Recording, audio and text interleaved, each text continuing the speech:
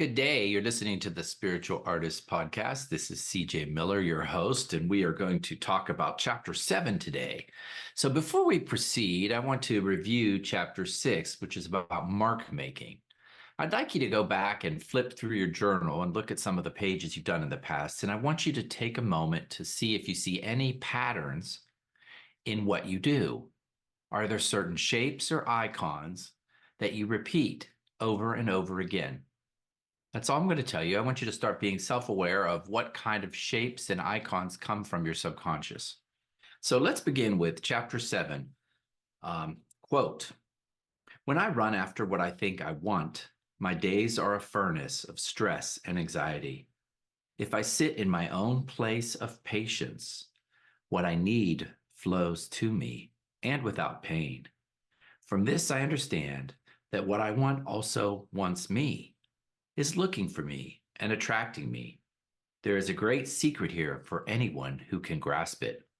Rumi, end quote. Chapter 7 is about recognizing spirit. Each morning, as I sit before my kitchen window and watch the world outside, I practice being consciously present. It's a skill that I've slowly learned to hone throughout the years and a way for me to prepare for the day. With joy and amazement, I notice first the display of light and then the gentle activity occurring outside of my window. The leaves on the trees sparkle with bright shades of chartreuse and green. As I continue to practice presence, I notice a small lizard climbing down the side of a plumeria stalk, or the tiny bright red flowers atop my cardinal vine. My breath slows as I hear the distant sound of an airplane passing by. Sometimes I take my observance inside my home and notice the beauty in the room around me, the light spilling through the windows, the plants on the window ledge, and the bright pop of my yellow coffee mug. Practicing presence is key to a spiritual artist. It's learning to feel that eternal, grounded space demonstrated around us and firmly rooting ourselves in the now. I believe that it's learning to recognize the presence of creative intelligence around us. After this meditation with the moment, I can approach my day and my easel in the perfect state of creativity. I use this activity to ground me and connect me with spirit. I learned that when I'm maintaining my connection to a greater power, I'm opening a portal for the creative process. There are many ways to align with spirit.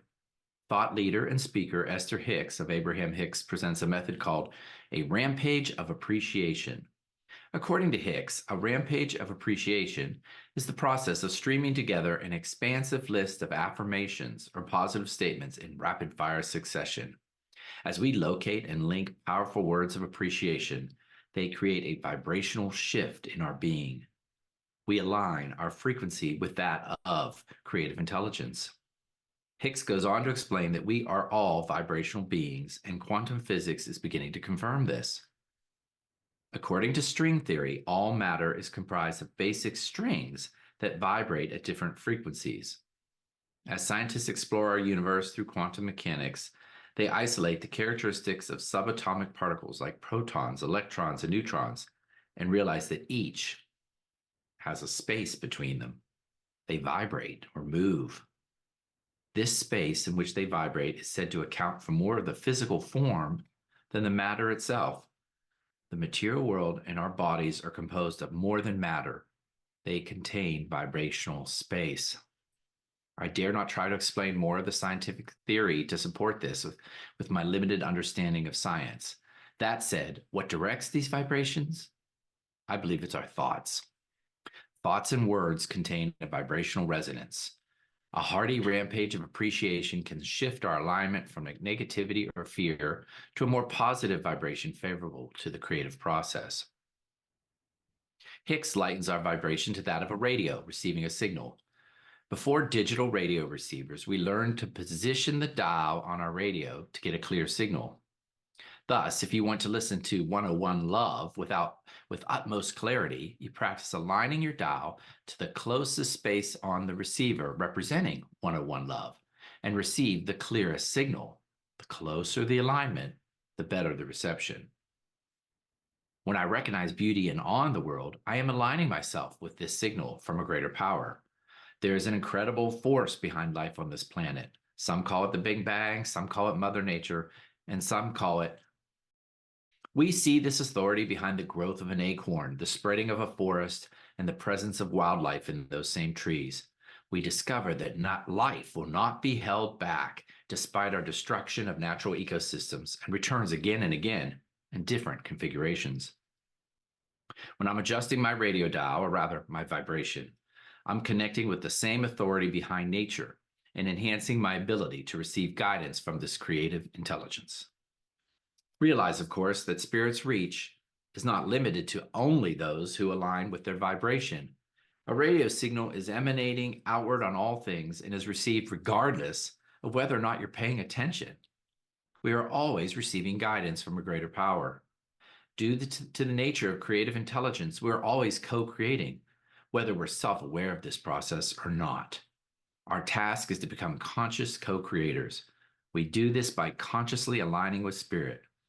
We should have our radio turned on and consciously strive for alignment to acquire the strongest, clearest signal and bring about the quickest shifts in our creative process. I believe that this channel is one of love. When we notice beauty through Hicks' rampage of appreciation, we are aligning with this vibration. Love is how we connect with creative intelligence. I believe that it is in the vibration of love that we can receive the clearest signal from this power. According to American spiritual leader and author Emma Curtis Hopkins, there is a good behind creation. That good is seeking to express itself through its very own nature. When the acorn cracks open its shell and sends its roots down into the soil, it is expressing its own good. Buried inside that acorn is a blueprint for growth. Nature is continually demonstrating its good by expanding, growing, and creating. As physical beings, we are part of this natural environment, and we have been gifted with the power of creation. According to Hopkins, quote, "The world will persist in exhibiting before you what you persist in affirming what the world is." End quote. While this quote is a bit of a tongue twister, it's saying that we create our reality through our thoughts. We can direct this creative process, whether we practice presence by making a mental inventory and noticing aspects of creative intelligence that surround us, or by exercising a rampage of appreciation before we begin painting. We are aligning ourselves with the incredible power behind creation. As a spiritual artist, we reveal our good by recognizing a greater power in the world around us.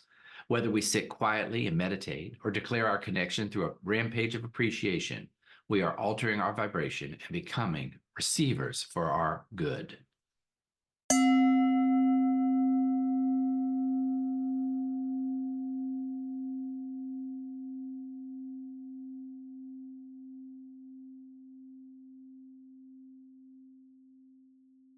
This is a great chapter, and it's a great chapter for me to read this morning because I always fall into this wicked pattern of skipping on my spiritual practices. And for me, a spiritual practice is doing this, sitting down and doing a rampage of appreciation. And I'll tell you, if you're feeling blue or in a funk or dragging, this is something that you should just commit to do for 1 week, even just 1 week. Say every morning, I'm going to get up and I'm going to doodle a rampage of appreciation. And start looking around you for things that make you feel better, things that you can appreciate, even if they're small things, even if it's something as small as I'm enjoying a cup of coffee. I'm glad I have these 15 minutes to sit here. The sun is out.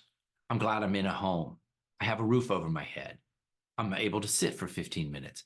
Just keep going and make sure that it's something that is attainable. You can't jump. So Abraham Hicks talks about this. You don't want to just jump and say something like, I'm glad I'm a millionaire, if that is so far from your reality. What that does is that causes resistance. So we pick the small things. I want you to sit down now after you listen to this podcast and rampage just the small things in your life that you can appreciate. Whether it's, I had time to listen to this podcast this morning. I'm feeling good today. Or I'm not feeling as sick as yesterday. You just reach for whatever you can. I love having my pets around me. I love having breakfast. I'm glad I got a decent night's sleep.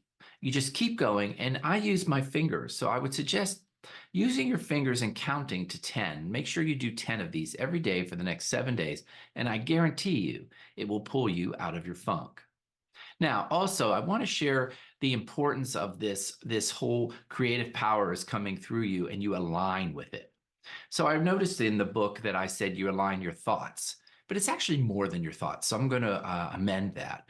It is your consciousness. You're aligning your consciousness. And so that is when we are willing to take stock of who we are subconsciously as people, the belief systems that are hidden. We have to constantly look for those belief systems, unmind them, and question them. Is this true? Is this a good belief system?